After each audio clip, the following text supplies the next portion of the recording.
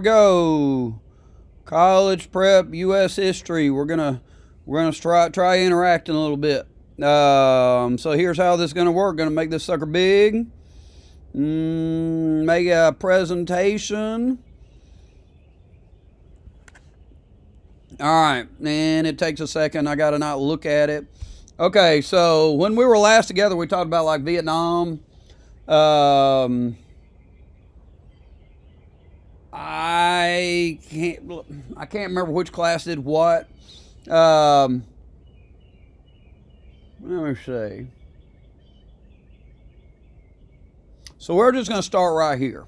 All right, and it maybe I need to send out a Vietnam something or another.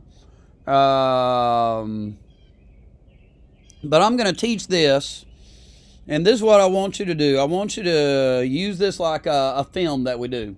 Right, it's going to be like a 20-minute video.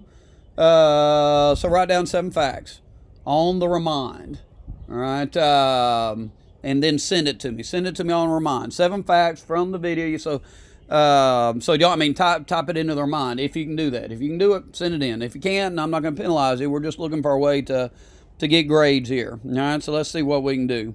Okay, so President Johnson, who took Kennedy's place.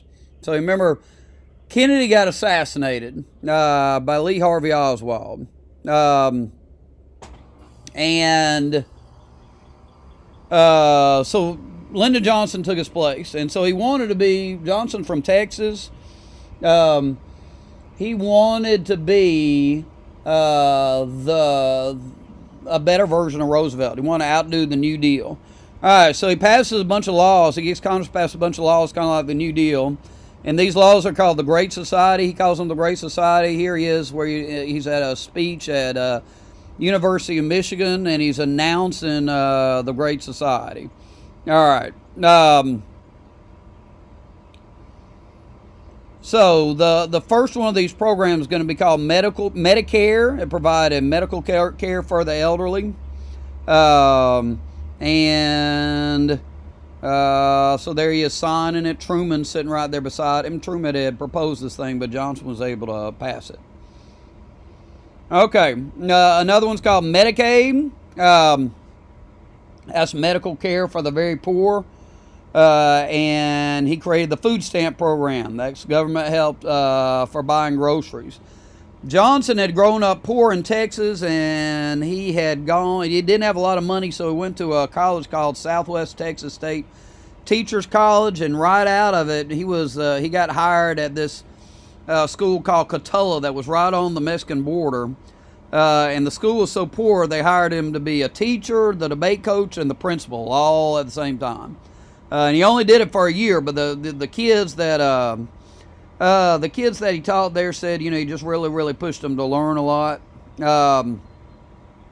And when he became president, he talked about how he remembered these kids, and he had always wanted to try to help them. So these Great Society programs are to help kids like them.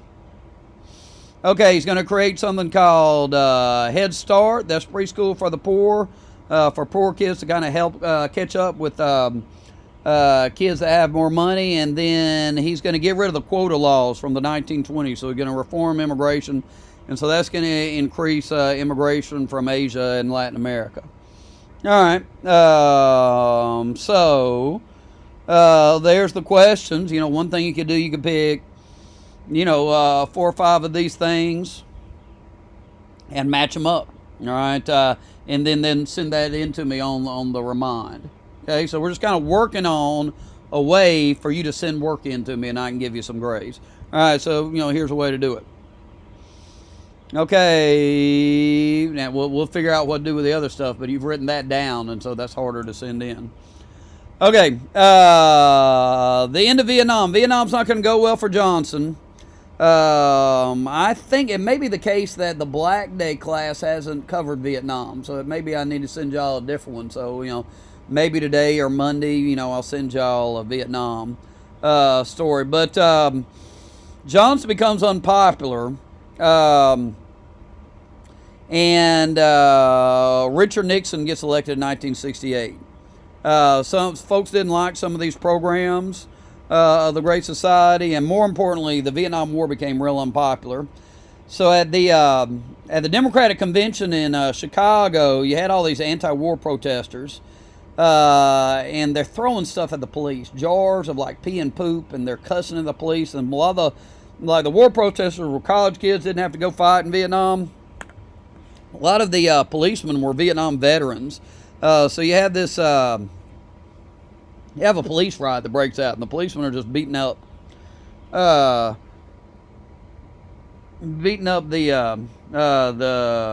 protesters, and it's on TV, and everybody's watching on TV decides, it's enough for the Democrats. It's time to elect Republicans.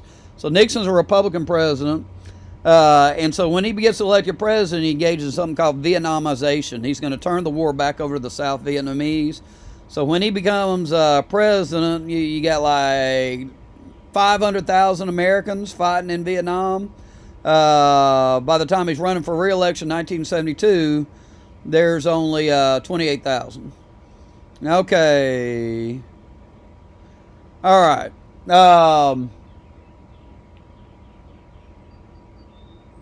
So the War Powers Act took power from the president and gave it to Congress. So Congress, when Nixon's president, is concerned that Johnson had too much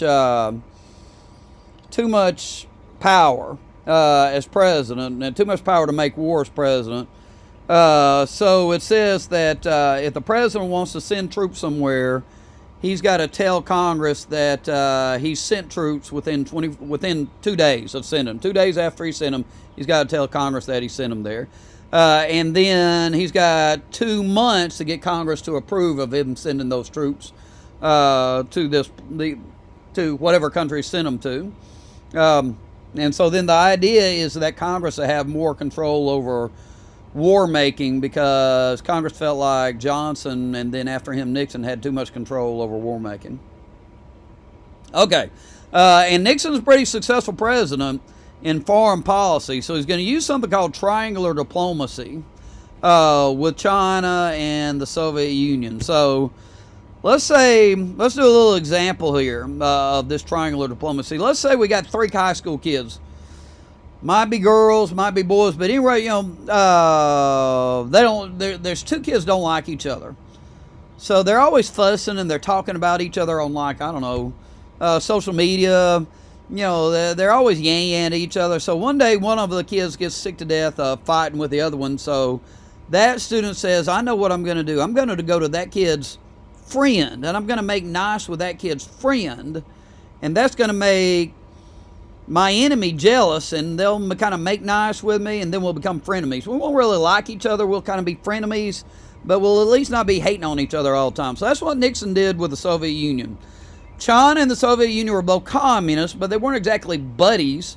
But Nixon goes to China. He walks around on the Great Wall of China. He meets Mao Zedong. Remember, we said Mao Zedong, when he was dictator of China, he never took a bath and never bathed. So, I guess Nixon's kind of not pointing out that he smells bad. He sent the ping pong team, the American ping pong team, to China first. If you've seen Forrest Gump, Forrest is playing ping pong in China. All right. And so he's doing that. All right. So he makes nice with China, and he and China get to be better friends. And that makes the Soviet Union nervous. So Brezhnev, the leader of the Soviet Union, invites Nixon to the Soviet Union. They sign a peace treaty. It's called the SALT Treaty, Strategic Arms Limitation Treaty. And it's going to limit how many nuclear weapons each side can make. All right. So there he is signing that treaty. So he's establishing this thing called détente, which means easing of tensions. So by going to China, he gets the Soviets nervous, and he's able to sign like a arms limitation treaty with China. With the Soviet Union, and then so the Cold War's not quite so bad with the Soviet Union. Remember, we'd almost gone to nuclear war over the Cuban Missile Crisis, and then you got Vietnam, and we're losing a war, and so he's improving relations with the Soviet Union. Okay, so there's those. You can pick 2 or 3 of those. I want a grand total of 7 questions. You've put facts about, or you've answered, and you send it to me, and so I can give you a grade. All right, let me see. Okay, so we got social movements. All right, so these are going to be groups that are influential in the 1960s, early 1970s. So you got another guy. It's kind of like Martin Luther King. He's a Hispanic leader named Cesar Chavez. And I believe he was born in Arizona, but his family moved to California during the Depression, kind of like the Joad family. And they were fruit pickers, just like the Joads. All right, during the 60s, he's the founder of a union called the United Farm Workers, and he's fighting for the rights of migrant workers. And the migrant workers go on strike to get better working conditions when they're picking fruit. And like the folks in California who own the fruit orchards didn't want to give him better conditions, so he did like Gandhi, went on a hunger strike. So there's Bobby Kennedy with Chavez when Chavez is on a hunger strike. And so by doing that, he kind of wins better conditions for the migrant workers. All right, feminism. In 1962, there's a lady named Betty Friedan, and she writes a book called Feminine Mystique, where she says, life in the suburbs is nice. It's better than the Great Depression. It's better than World War II, where we're afraid our sons are going to get killed in D-Day. But for housewives, it's boring. The life of a housewife is boring. The word mystique means mystery. And so she's saying it's a mystery to me why women should be satisfied with the life of a housewife. So she wanted like equal pay at work for women and more job opportunities for women. And she formed a group called the National Organization of Women. NOW is the acronym for it. And they achieved a law called Title IX. That's equal funding for women's sports. They weren't successful in getting Equal Rights Amendment passed to the Constitution, but they did achieve this thing called Title IX. All right, and then you got, during the Nixon years, you got the beginning of environmentalism. There's a lady named Rachel Carson who wrote a book called Silent Spring, and it talks about how, if we keep like putting pesticides in the water when we're trying to grow crops, like all the animals, especially the birds, are going to drink like the poison in the water, and this time of year is going to roll around and you go outside and there's no birds singing. So, we're poisoning the environment. And one of these days we're going to have a silent spring. And there's also news of pollution on TV. There's a river outside Cleveland called the Cuyahoga River. Well, it had so many chemicals in it that it caught on fire. So, that was a problem. So Earth Day became a holiday during the Nixon years. First Earth Day was 1971. And Nixon created the EPA, which is the Environmental Protection Agency. So Nixon's a Republican, but he's kind of liberal on some of these environmental issues. All right, so there's that, and we've done 3 of them, have we not? Let's check and see. There's that one. There's that one, and there's that one. Okay, and I think we did it, maybe 15 minutes. So let's see what we got.